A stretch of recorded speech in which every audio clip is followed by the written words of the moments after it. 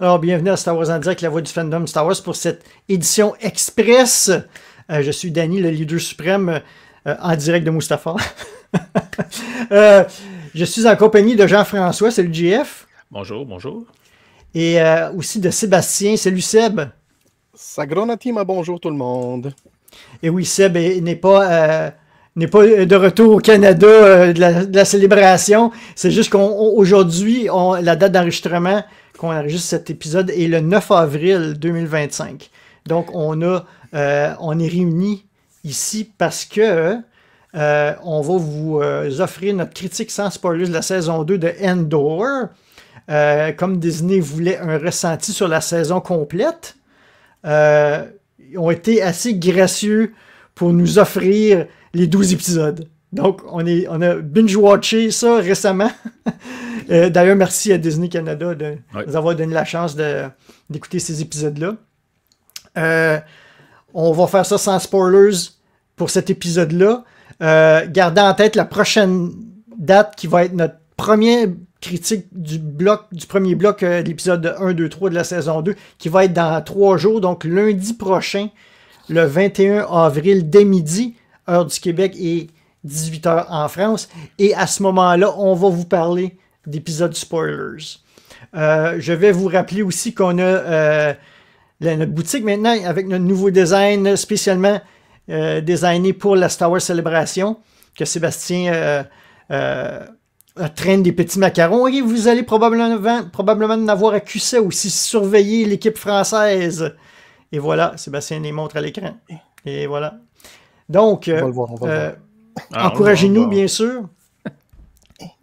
Voilà. Et voilà. Excellent. Ça sort très bien. Oui, c'est vraiment nice. Donc, on va aller directement, parce que c'est un express, on ne va pas s'éterniser non plus. Donc, on va commencer par les choses qu'on savait déjà. Donc, qu'est-ce qu'on savait? On savait que ça se passait dans les 5 années avant Rogue One. On va vous dire que... Puis on savait aussi qu'il y avait 4 blocs d'épisodes, 4 arcs qui sont bien sûr diffusés aux 4 dates. Donc, c'est regroupé en 3 épisodes par date de diffusion. Donc, la publication des épisodes. Qu'est-ce qu'on va vous dire par rapport à ces blocs et ces dates? C'est que le premier bloc commence à 4 ans avant la bataille de Yavin, donc 4 BBY. Deuxième bloc, 1 an plus tard, 3 BBY. Troisième bloc, 2 ans avant, 2 BBY. Et le dernier bloc qui rejoint Rogue One, comme c'était annoncé, qui est 1 BBY, donc 1 an avant la bataille de Yavin. En fait, c'est pratiquement 0, hein, si on considère la fin de Rogue One et comment ça s'attache avec A New Hope. Mais bon. On va vous dire parce qu'on connaît déjà les horaires de sortie, donc je vais vous dire à chaque date les épisodes et qui réalisent, etc. Donc, le 22 avril, c'est probablement le 22 avril à l'heure du Québec et probablement le lendemain matin, très tôt en France. Les épisodes 1, 2 et 3, je ne sais pas s'ils vont appeler ça l'épisode 13, 14, 15 pour suivre la saison 1 ou si ça va être saison 2, épisode 1, 2, 3. On verra bien. Donc, les 3 premiers épisodes sont écrits par Tony Gilroy, qui est le créateur de la série, et réalisés par Ariel Kleiman. Et puis, l'épisode 1 dure 51 minutes, l'épisode 2 dure 44 minutes et l'épisode 3 dure 53 minutes. Quand même des bonnes durées.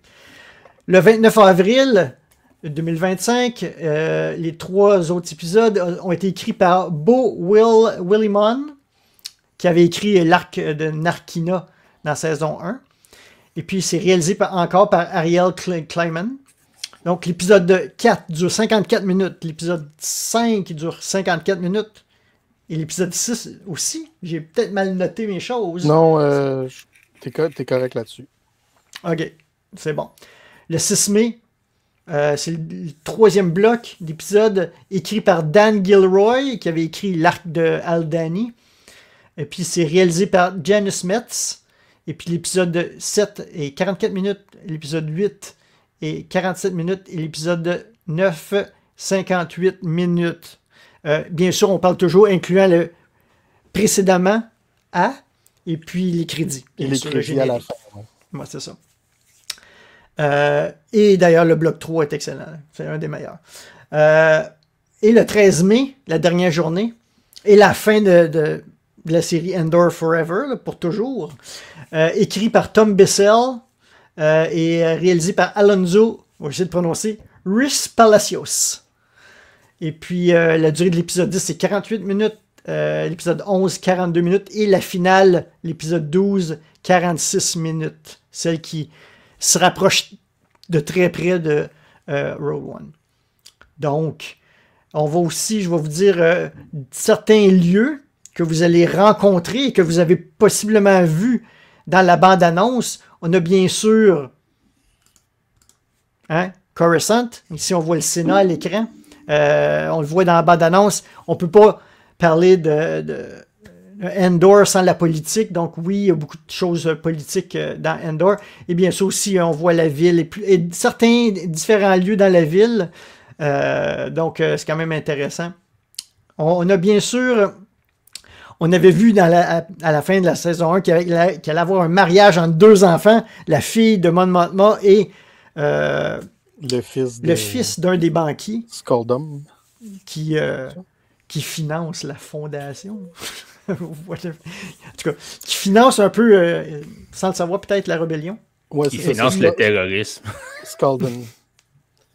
C'est ça. Donc, on vous dévoile, même si c'était un peu évident, que le mariage a lieu sur Chandrila. Donc, on va voir des paysages de Chandrila. On va surtout voir le lieu du mariage, en fait. Je n'irai pas plus en détail, mais... on vous laisse découvrir ça. C'est visuellement très intéressant. Oui, exactement. Ça fait très Alderaan. Ça fait très... Mais c'est la richesse, hein, aussi. Mon nom est sénatrice, donc... on a une nouvelle planète qu'on ne vous dira pas le nom, mais c'est la fameuse planète qu'on voit avec des prairies et des champs. On ne vous dira pas le nom, mais on la voit dans la bande-annonce. Ici, on voit vraiment, c'est comme des fermes, en fait. Hein? Carrément. Et je ne dirai pas le nom de la planète, mais c'est une planète de la postlogie. Donc, elle a eu lieu, on l'a vu dans la postlogie. Je vais la montrer à l'instant. Rapidement, était dans la bande-annonce. Devinez c'est où? On ne vous le dit pas, parce qu'on n'a pas le droit de vous le dire. On est très limité dans ce qu'on peut vous dire aujourd'hui. Bien entendu, vous le voyez dans la bande-annonce et vous devinez que ça va aller jusque-là. On voit Yavin, bien sûr. On voit que la pyramide en arrière. Et on voit de la façon que Endor et Cassian est habillés. Ça vous dit aussi quelque chose, probablement. On va en reparler dans les critiques avec spoilers qui s'en viennent. Et il y a d'autres planètes qu'on vous mentionnera pas nécessairement non plus. On voit dans la bande-annonce ici. La seule chose que je vais vous indiquer ici, regardez en avant du bâtiment, il y a une navette impériale. Donc, je vous dis pas plus que ça. C'est le palais de Jabba sur Hoth. Ouais, c'est ça. Ouais, c'est ça. Et il y a d'autres planètes aussi qu'on voit dans la bande-annonce, mais... Dont une planète de la prélogie. Non. Et voilà. Ouais. Donc, on va arrêter cela pour les lieux. Maintenant, on va aller direct dans nos critiques, sans spoilers. Donc, un de vous deux commencez. Comment vous avez trouvé autant le côté technique que la storyline, par quel angle il approche tout ça, le découpage des histoires, etc. Qui veut commencer? JF, je te cède le micro. Vas-y, JF. All right. OK. Ah ben, je vais commencer par quelle série? Quelle série, quelle saison? C'est absolument incroyable. Quand j'ai fini les 12 épisodes, j'étais comme wow. Vraiment wow. C'est très, très, très, très bon. J'aime beaucoup la structure des 4 histoires. Donc, 3 épisodes, ça signifie une histoire qui a, comme tu as mentionné plus tôt, il y a 1 an qui sépare chaque histoire. Toutes les histoires sont intéressantes. Il y a les 2 dernières, par exemple. La 3e, surtout, là, c'est du Star Wars à son meilleur. Là. C'est très, très bon. Et c'est très important dans la chronologie, dans le lore Star Wars en général, dans la rébellion. Oui, c'est ça, exactement. Surtout la 3e histoire, il y a des liens avec d'autres séries qu'on ne va pas dire, mais il y a des liens avec d'autres séries qui ont été faits dans le passé. La cinématographie est à couper le souffle. C'est vraiment très beau. On le voit. Hein, je ne sais pas si c'est... je sais que j'ai dit la même chose pour la première saison, mais je ne sais pas si le budget pour Andor est plus élevé que le reste. J'imagine que oui. Mais la cinématographie, c'est vraiment comme le budget d'un film. La cinématographie est vraiment incroyable. Les effets visuels sont super réussis. Les autres séries, on a vu, tu étais capable de voir que c'est en CGI et tout. Ou c'est le volume. Là. Ouais, ou c'est le volume, exactement. Celle-ci, c'est vraiment la qualité d'un film. Chaque personnage a son histoire c'est toutes des histoires super intéressantes. Il n'y a pas une histoire qui est moins bonne, qui est plate. Bravo. C'est ça. Bravo. La musique, tout va bien ensemble. Puis si on regarde Andor dans son ensemble, là, pas juste la saison 2, le lien avec Rogue One, la saison 2 finit, puis le film Andor, le film Rogue One commence, surtout au moment où Cassian arrive sur Kafrine. Donc, c'est là que ça commence. C'est bravo. C'est très, très bon. Vous allez adorer. Si vous n'avez pas aimé la première saison, vous allez trouver qu'il y a des mêmes genres de longueur. Hein. C'est une série un peu plus adulte. Il y a beaucoup de temps consacré au développement des personnages, au développement des histoires. Mais les scènes d'action, quand il y en a, sont vraiment très bien réussies. Mais c'est très, très bien fait. Donc, excellent. Pour moi, là, c'est le meilleur Star Wars depuis que Disney a la licence. Pour moi, là, c'est top-notch. Voilà. Seb, ton tour. J'ai vraiment trippé, mais j'ai un petit comme goût de revenez-y qui me reste dans la gorge, que j'aimerais ça en avoir plus. Mais vous le savez, puis tout le monde qui écoute Star Wars en direct, vous me connaissez, j'aime ça avoir beaucoup de détails sur les personnages qu'on voit et tout. Donc, moi, je serais allé là, vraiment pour les 5 saisons. Mais comme JF l'a mentionné, on voit qu'ils ont vraiment mis le budget sur la qualité plus que sur la quantité. Mais ça n'empêche pas qu'ils ont fait des histoires vraiment intéressantes, des arcs super le fun à suivre. Puis, rien qui empêche de poursuivre ces histoires-là comme plus loin dans des livres ou dans des bandes dessinées par la suite là, pour explorer un peu ce qui arrive entre chaque histoire. Et voilà. Mais vraiment intéressant de voir tous ces développements-là. Vraiment content du développement de plusieurs des personnages. Puis c'est vraiment le fun de voir là, comment est-ce que ça évolue au fil des ans en allant jusqu'à la bataille de Yavin, jusqu'à Rogue One dans le fond. Là. Et puis vraiment, là, comme même si j'aurais préféré voir plus de saisons, de la manière qu'ils ont séparé ça en 4 histoires sur 3 épisodes chacun, ça fait quand même bien le travail et c'est visuellement époustouflant, c'est bien écrit, ça se tient bien entre chaque moment et tout. Donc, même les petits morceaux qui manqueraient d'explication à l'histoire, qu'ils auraient pu ramener dans certains cas, là, ou comme revenir sur certaines conclusions pour nous confirmer / infirmer tout ce qui se passait, ça nous laisse pas trop sur notre faim. On est satisfait à la fin de la saison, puis on a juste envie d'une chose, puis c'est mettre Rogue One dans notre lecteur DVD, écouter le film, puis après ça, mettre A New Hope, puis réécouter les films là, sans faute. Donc ça a été vraiment... c'est vraiment comme un bon travail bien réussi. Donc, félicitations à toute l'équipe qui a travaillé sur la saison 2 de Andor. Là. Vous avez très bien fait ça. Ouais, excuse, Danny, juste avant toi, je veux juste mentionner aussi un affaire positif. Il n'y a pas de caméo non nécessaire comme on a vu dans les autres séries. Donc, attendez-vous pas à voir certains personnages. Il n'y a pas ça. Il n'y en a pas. Fait que tout ce qu'on voit, c'est vraiment en lien avec l'histoire. On a Krennic, mais on le voit dans la bande-annonce. Fait que c'est pas une surprise. Ouais, puis il est là pendant plus qu'un épisode. Il est là tout au long de la saison. Ouais. Donc, pour ma part, J'ai complètement détesté. Non, vraiment pas. Tout le contraire. Écoute, j'ai adoré ça. C'est mon genre de série. Personnellement, c'est peut-être une question de génération aussi parce qu'on est très attaché à la trilogie originale. Donc, j'imagine que tout ce qui entoure ça, Rogue One, etc., ça tombe vraiment dans nos fibres de nostalgie peut-être. Écoutez, la musique est excellente de Nicolas Britell. Il y a des retours de thèmes de la saison 1, c'est le même compositeur. Ils réutilisent le thème d'Endor encore différemment. Ils reprennent la musique de Niamos, puis ils retravaillent encore, un peu plus dance ou pas. Et puis, il y a même, ils réutilisent aussi la cloche de Ferrix quelques reprises, l'espèce de bong, je pense qu'ils appelaient ça sur Ferrix le Time Grappler. Donc, c'était quand même des touches intéressantes. Vous l'avez dit, cinématographie, ça sent pas le volume, mais pas du tout. C'est du type Skeleton Crew puis The Acolyte, là. T'as l'impression qu'il y a eu beaucoup de budget pour les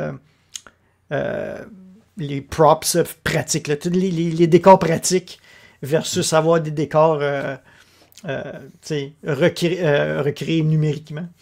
Il y a très peu de fanservice, sauf si on considère que la série au complet c'est un fanservice. Mais oui, il te lâche une petite quote que tu as déjà entendue ou un truc comme ça, mais c'est très, très, très mineur.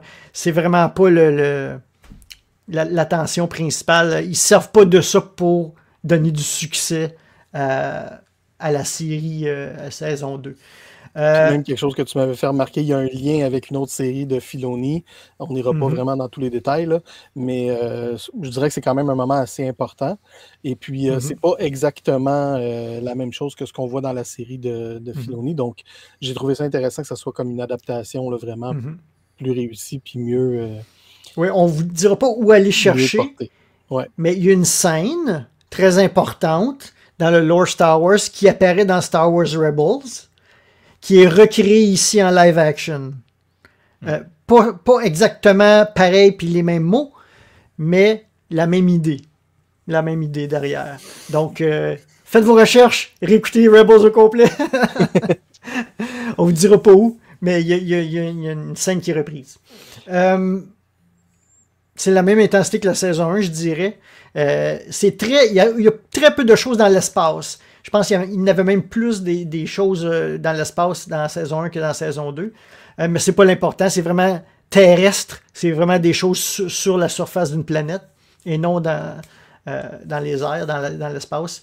On va profondément dans la vie de Mon Mothma, dans la vie personnelle, parce qu'on voit dans sa famille, par le mariage, etc. Et on voit aussi son travail politique, qui est très, très important. Puis tous les efforts qu'il a fait pour contrecarrer l'empereur puis l'empire. Le lobbyisme qu'il a fait, etc. Ça, vous allez tout voir ça séparé dans plusieurs épisodes. Je dirais sans dire exactement qu'est-ce que c'est, vous allez voir que comme les États-Unis qui essayent d'annexer le Canada ou le Groenland, ben l'Empire a besoin de minéraux aussi d'une autre planète pour construire la Death Star. OK? Puis c'est pas seulement des Kyber Crystals qui ont besoin. Là. Donc, vous allez voir de quelle façon l'Empire va s'y prendre pour avoir ces minéraux-là. Je sais pas si c'est pas spoilé, mais je veux dire, c'est la grande ligne directrice je dirais même quasiment des quatre. Des quatre, là. C'est l'affaire qui relie les quatre blocs ensemble. Ouais. Vraiment, c'est Ouais. je vais vous dire aussi, il y a un acteur surprise. Ben, il y a des acteurs surprises, mais il y en a un particulier que vous attendez pas pantoute à ça. Fait que, oui, il y a une surprise, c'est pas un fanservice, mais c'est un acteur inattendu. Ben, il y a des acteurs quand même qui n'ont pas été annoncés dans ceci. Qu'est-ce que j'ai écrit d'autre dans mes notes?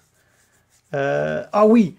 Vous allez voir tout au cours de la série, puis c'est un peu autant la saison 1, c'était la rébellion commencée par Luton Rael, donc Luton, le fameux encanteur, ou pas encanteur, mais vendeur d'artefacts. C'est vraiment tout ce qui est le tout début, la genèse de la rébellion. Mais on voit vraiment dans la saison 2 que vraiment c'est un plus gros groupe maintenant. Je veux dire, tu as le groupe qu'on voit dans Rogue One qui est développé aussi, qu'on va voir plus vers la fin de la saison 2, qu'on voit dans Rogue One, le groupe plus qu'on connaît de la rébellion, de la trilogie originale, mettons. Et puis aussi, on voit, vous l'avez vu dans la bande-annonce, Saw Gerrera, il est là.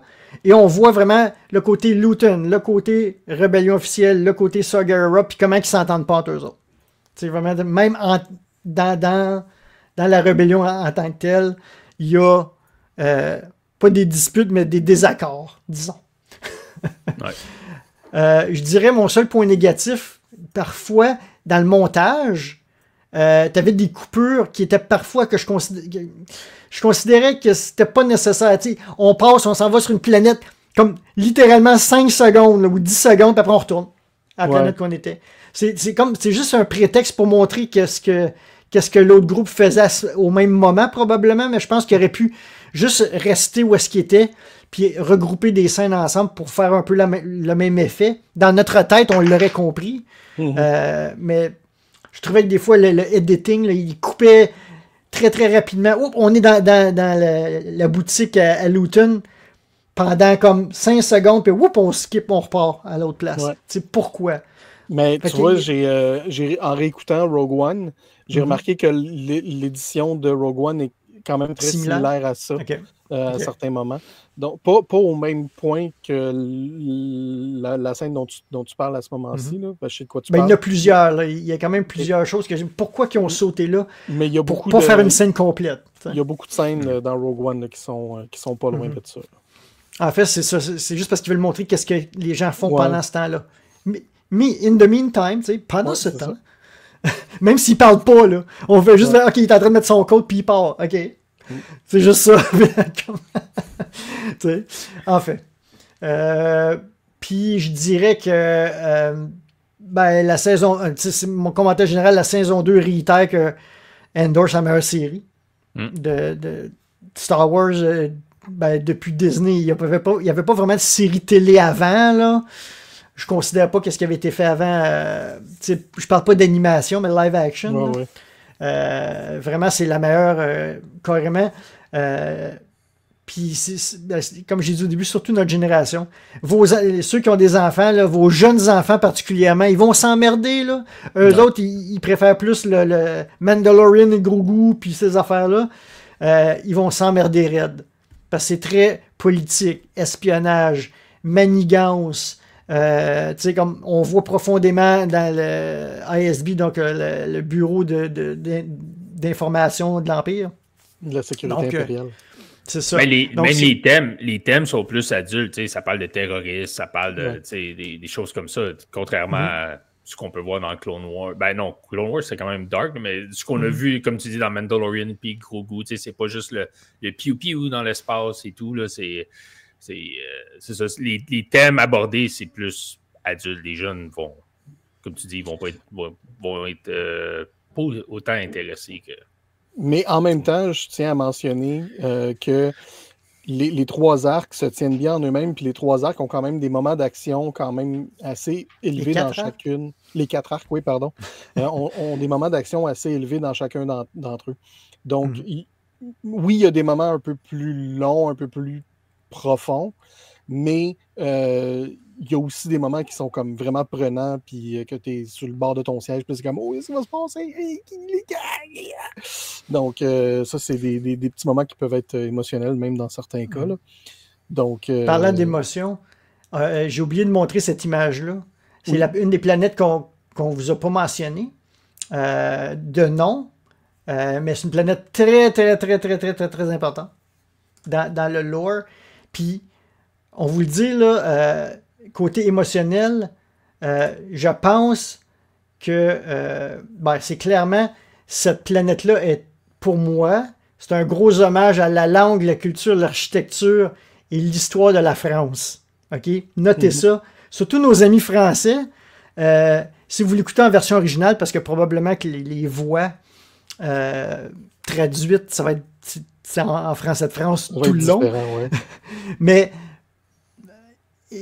écoutez ça, une version originale, juste ces segments-là, juste pour vous donner l'impression, c'est, écoute, je crois que certains Français, tout ce qu'ils ont emballé pour que ça ressemble à la culture française, ça va toucher certaines personnes, je pense. Tu sais, l'architecture similaire, là, comme l'histoire qui est arrivée à la France dans le passé. Il y a des grosses choses similaires que c'est un gros hommage. Puis vous devriez être fiers d'avoir ça dans le lore Star Wars. Parce que c'est inspiré de vous, je pense, en partie. Ouais. Donc, Ben, j'ai envie de dire beaucoup de la France, mais Ouais. quand même, j'ai envie de dire Europe, un hein, peu ouais. l'Europe en général. Là. Puis même le développement linguistique dans cette série-là, pour tout ce qui est de la série en général, là, c'est vraiment intéressant pour le lore Star Wars. Donc, pour les gens comme moi là, qui trippent sur ces détails-là, là, c'est... Tu sais, ils ont créé des langages. Là. Sur cette planète-là, il y a un langage. Et puis aussi, Chandrila, son propre. Ben, on entend les habitants, puis ceux qui sont au mariage. Il y a une langue. Chandrilien. Chandrilien, c'est ça. Mais il y a une langue aussi. On ne les entend pas parler couramment, mais ils ont des expressions qui répètent. Ils en expliquent aussi, là, d'ailleurs, au courant de l'histoire. C'est ça. Donc, écoute, on va s'arrêter là-dessus. On a bien hâte de vous entendre aussi dans nos critiques, dans les commentaires. J'imagine que celui-ci, vous n'aurez pas le temps de commenter avant d'avoir vu les autres épisodes, mais écoutez nos critiques des prochaines Star Wars en direct séries qui s'en viennent. Un par semaine et un bloc de 3 à chaque. On va alterner encore équipe québécoise et équipe française. Donc, surveillez-nous. Ça va nous faire plaisir de discuter avec vous et vous allez adorer. Sur ce, merci d'avoir été à l'écoute de Star Wars en direct. Ben, merci à JF, à Seb. Et puis, merci d'avoir été à l'écoute de Star Wars en direct, la voix du fandom Star Wars, et que la force soit avec vous.